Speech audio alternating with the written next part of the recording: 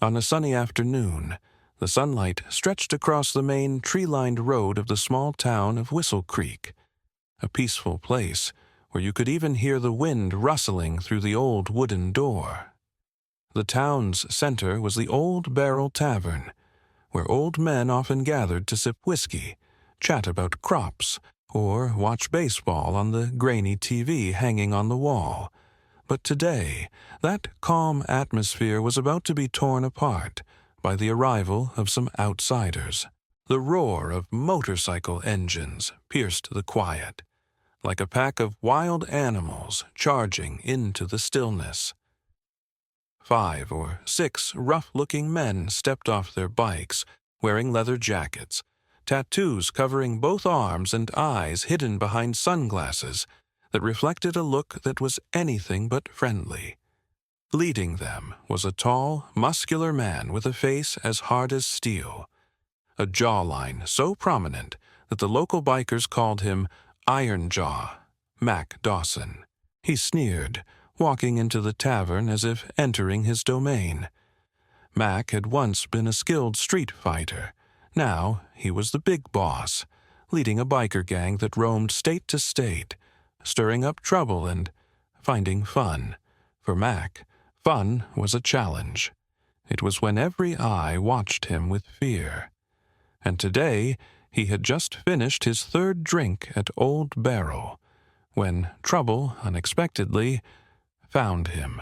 Outside, on the stone-paved sidewalk, 2 dogs, a gentle golden retriever and a majestic Doberman, were playfully running around. Their fur glistened in the sunlight, their steps quick yet controlled. In the excitement, the Golden accidentally bumped into Mac's leg as he stepped out of the tavern. Mac stopped dead in his tracks. The drink in his hand only sloshed slightly. His cold, steely gaze swept down. The dog backed off, its eyes wide as if sensing something unusual. The Doberman immediately stood in front, alert but calm. At that moment, a man stepped forward. He wore a tan shirt, simple jeans, a medium build, slightly tousled hair, sunglasses, but nothing about him was aggressive or flashy. He walked slowly, gently pulling the leashes of the 2 dogs closer, and spoke. Sorry, they were just playing, not on purpose. His voice was low and calm, yet not weak. However, to Mac, that apology was as if a mockery. He threw his head back and laughed loudly, causing the whole biker gang behind him to laugh. Another guy whistled and teased. Oh, looks like our gentleman has a pet, huh? Mac bent down to look at the golden retriever, his gaze dripping with disdain, as if he were looking at a broken toy. He didn't respond to Cole, only smirking, before turning to his gang and deliberately speaking louder. A dog that isn't trained, running around like that, probably means its owner is just as useless. The air around them grew heavy. Some locals sitting in the tavern glanced over, their eyes uncertain. A few set their beer mugs down quietly, sensing that something unpleasant was about to happen. Cole stayed silent. He didn't react, didn't argue, simply stood by the 2 dogs, gently stroking their fur to calm them. No one knew what the quiet man used to be, but the look in his eyes at that moment, it wasn't fear, it was restraint. The tavern owner, an old man with gray hair and a worn apron covered in liquor stains, stood behind the bar. He knew Cole, and he knew Mac had just picked the wrong person to mess with. He shook his head slightly, muttering quietly enough for only himself to hear. That damn fool just poked the wrong guy again. Every second after Cole's apology felt like a slow, building crescendo, waiting for the climax. But no one expected that the climax would come in a brutal and unexpected way. Mac, the Iron Jaw Dawson, squinted at Cole, not as a man having a civilized conversation, but as a predator sizing up its weak prey. He smirked, a twisted grin mixing drunkenness with arrogance. "Sorry, huh?" Mac's voice boomed, loud enough to make a few sparrows on the tavern roof fly off in alarm. "You think a sorry is enough for that damned dog to touch me?" Before Cole could say another word, Mac spun around like a thunder strike. No warning, just a swift motion, his heavy black boot soaring up and slamming straight into the ribs of the golden retriever. A heart-wrenching cry pierced the air as the dog collapsed to the ground, curling in pain.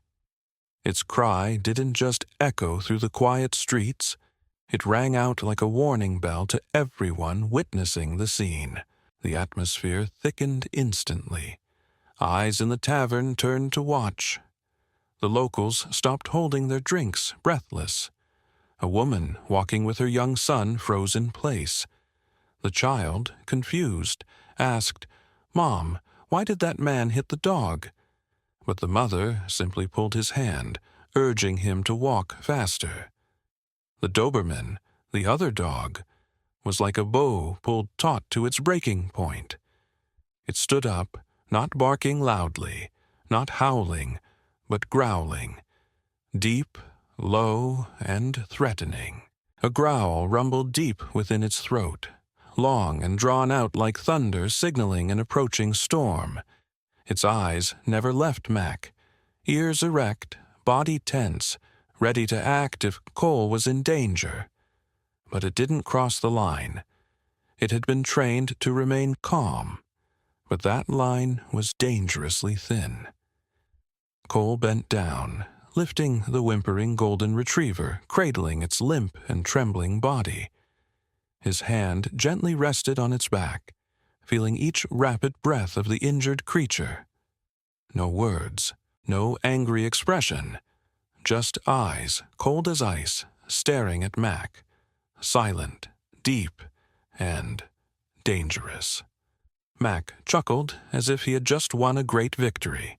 "Your dog's too weak, just a pet for a bunch of soft guys," he shouted, making sure his biker gang and the surrounding people heard. A round of laughter came from his gang, but it was awkward.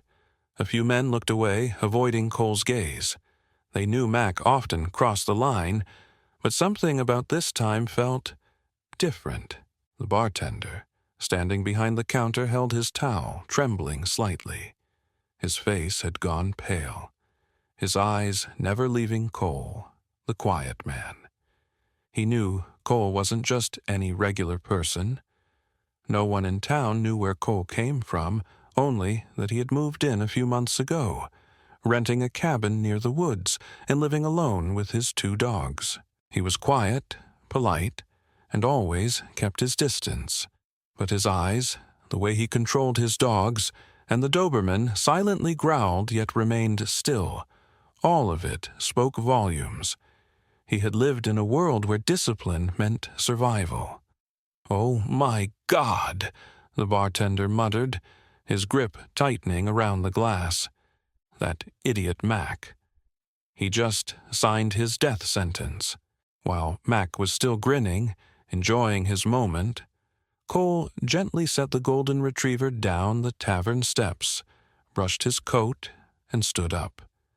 The atmosphere around them was stretched to its breaking point. The Doberman, as if reading some invisible signal from its master, took a step forward, silent, eyes still locked on Mac. And then everything went still. The storm was coming. Mac, the Iron Jaw. Dawson threw his head back and laughed loudly, the sound reverberating, as if it could tear apart the peaceful atmosphere of the Old Barrel Tavern. He gestured toward his gang members, puffing on a cigarette and slapping his thigh, as though he had just told a funny story. "A couple of royal dogs," he sneered, "bump into me, and they dare to growl. And their owner, too, with that polite demeanor, must be some kind of high-end fashion guy." The gang nodded along, laughing too. but the smiles weren't complete. There was something in the eyes of the onlookers that made them pause.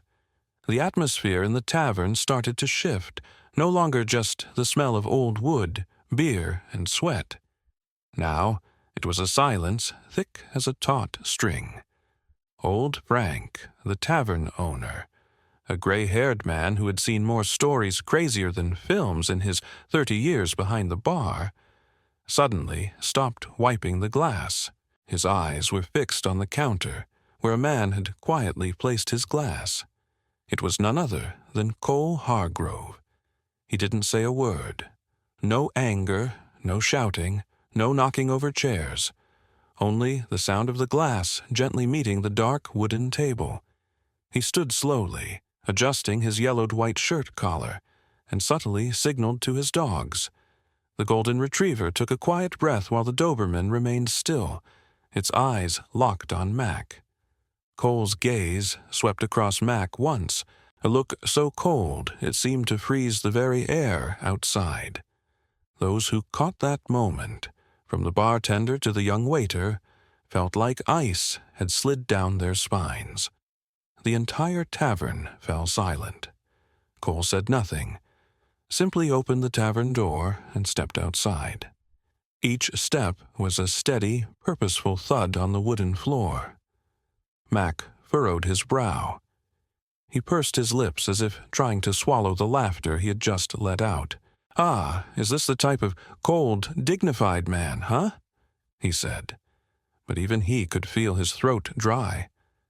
Something wasn't right. Old Frank put down his glass and stepped over to Mac, whispering hoarsely, "You just kicked Cole Hargrove's dog." Mac raised an eyebrow. "So what?" Frank stared straight at him, for the first time in many years daring to do so. That man used to be a senior combat trainer for Special Forces. He's someone guys like me, and you, should steer clear of. Mac froze for a moment.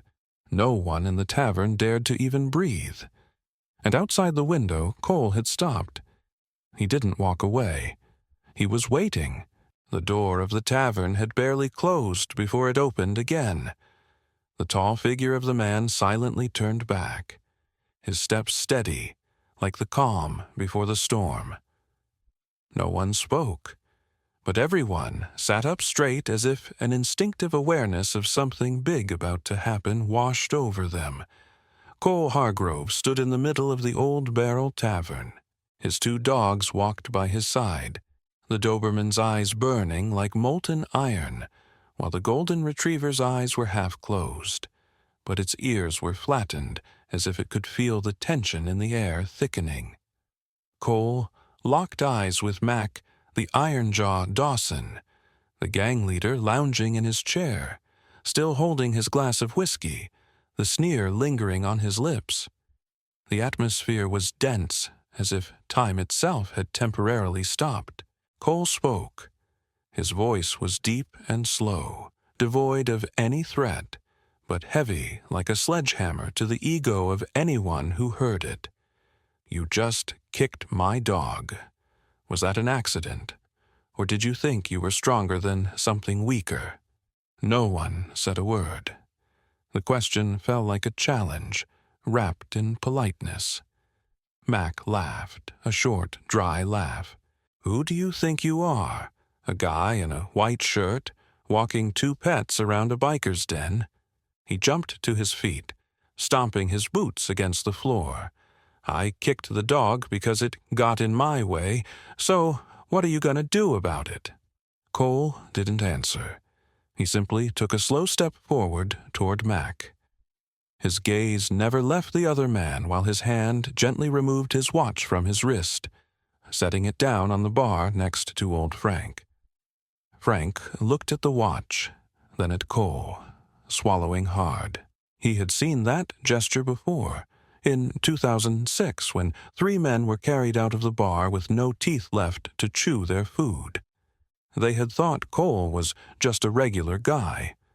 Mac, annoyed by the quiet attitude, took a step forward, raising his hand to grab Cole's collar. And that's when... bam! No one could quite make out what happened. In an instant, the tavern was filled with the sound of breaking wood, glass shattering, and a prominent figure being thrown out of position. Mac, the one who had been bullying everyone moments ago, now lay sprawled on the floor, gasping for breath, his face slamming into the splintered wooden floor. One cheek was bright red. It was unclear whether from pain or humiliation. His gang stood frozen, eyes wide as if they were about to pop out. Cole stood there, his feet as solid as the roots of an ancient tree. He hadn't even taken a deep breath. No gun drawn, no threats, just a single punch, straight to Mac's pride. That was lesson 1. Cole spoke softly, but in the suffocating silence, every word rang like the beat of a funeral drum. No one is powerful when they choose to attack something weaker, just to look dangerous. The Doberman stepped forward, sitting next to Mac, not barking, not growling, just looking down with unwavering determination. And the golden retriever still sat near Cole, looking at its owner as if it knew that justice was being restored, not by laws, but by quiet balance. The wooden floor beneath trembled slightly after Mac's heavy fall. Broken shards of glass lay scattered around, remnants of a moment when pride had been crushed before the entire tavern. A few members of the biker gang shifted forward but stopped abruptly. There was something in Cole's eyes that made them hesitate. It wasn't fear. It was survival instinct warning them, don't step forward.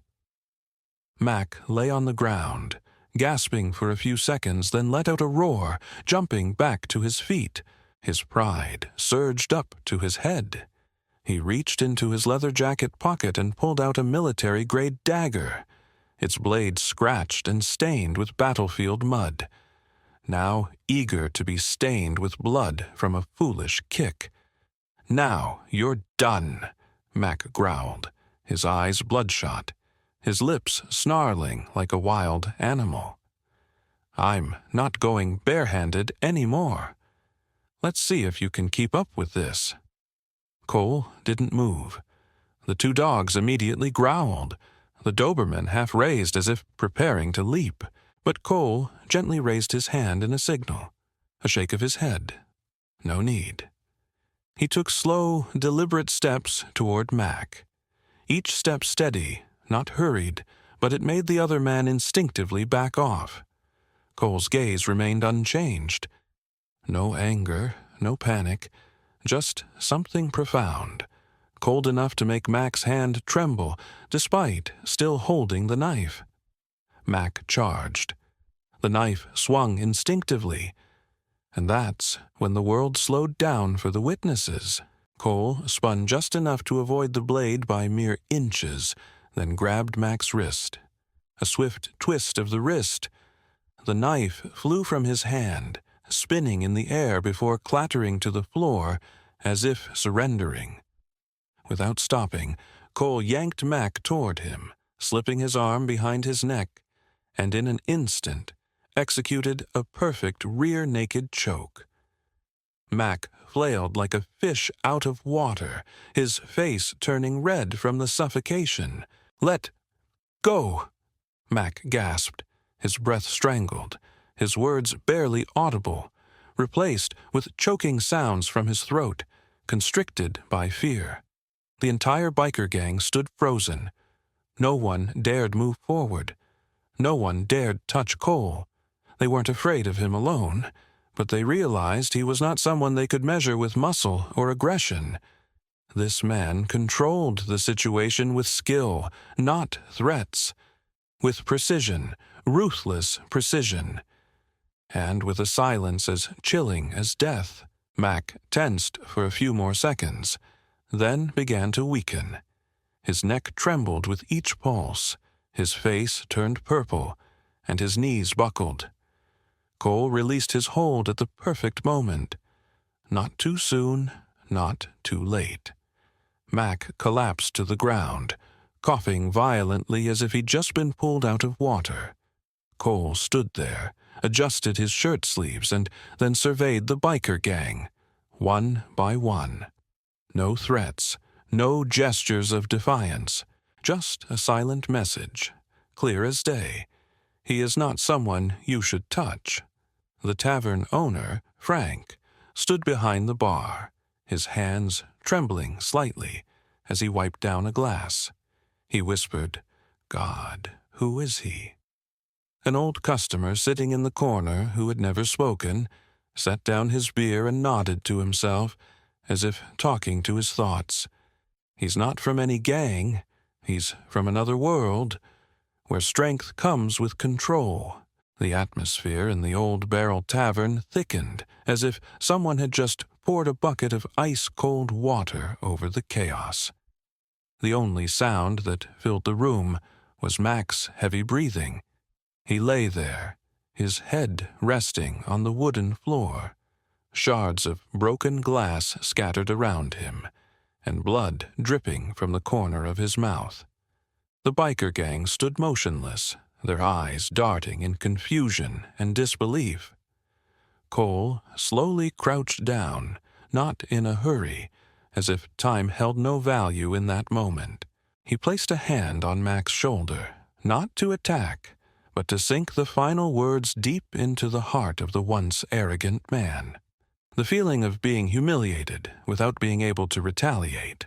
Cole's voice was calm, devoid of anger, yet warm and terrifying, like the sound of a church bell at a funeral, is something my dog just experienced. A light sentence, but it hit Mac's heart like a third punch, the punch of truth. He couldn't look Cole in the eye. He couldn't open his mouth to respond. He couldn't stand up like he had moments ago. All that was left for him was a humiliation he had never known, being schooled like a child, right in his territory, in front of his gang, the townspeople, and even his dogs. Cole stood up straight. Immediately, the two dogs approached. The golden retriever, the one Mac had kicked earlier, gently leaned its head against its owner's leg as if no longer afraid. The Doberman sat on the other side, alert but calm, its gaze still fixed on Mac as if waiting for a command. Cole bent down, stroking their heads, his voice soft but firm. "Good. Now, let's go." He turned and walked away. No need to look back. No need to check if the biker gang was following. Not a single one of them moved. Not because they feared another beating, but because none dared to break the silence that the man had left behind. The figure of Cole exited the tavern, stepping through the old wooden door. The evening sunlight cast a soft glow on his shoulders, like a scene from a movie. The two dogs trailed behind, walking silently with dignity, like two bodyguards who had just completed a noble mission. Tavern owner Frank leaned on the counter, his eyes following that silhouette until it disappeared around the corner of the street. A muttered question came from a biker standing near the door. "Who is that guy?" No one answered. The only sound was the soft breeze outside, carrying with it the dust of the road, as if the town had just witnessed a force far beyond a fist, something that men like Mac could never learn. Self-respect, control, and justice without showmanship. The laughter had faded, the clinking of glasses silenced, and the same forceful energy that had filled the room earlier was gone. Mac, his dusty jacket askew and his walk limp, shuffled toward his motorcycle. He didn't say a word, didn't look around, and didn't curse, something Mac the Iron Jaw had never done before. The biker gang, once a loud and destructive force in the town, now stood still, as quiet as mice encountering a cat.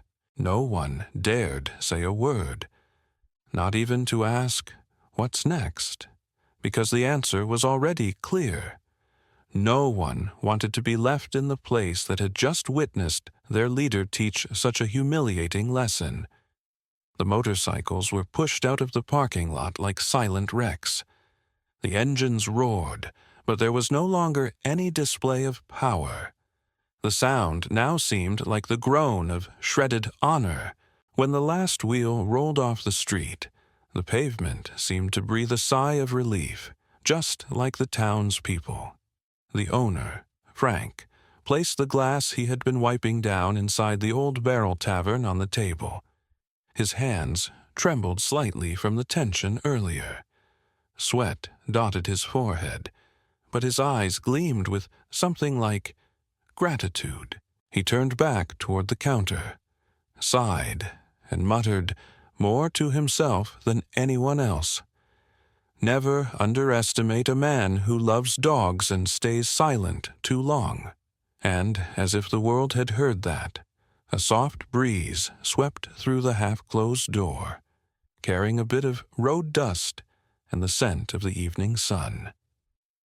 Outside, the silhouette of Cole Hargrove gradually faded behind the town's old buildings, the broad shoulders still square, walking at ease, neither rushing nor worrying. The two dogs stayed beside him, Golden Retriever loyally at his left side, Doberman dignified at his right, like two arms that would never betray him.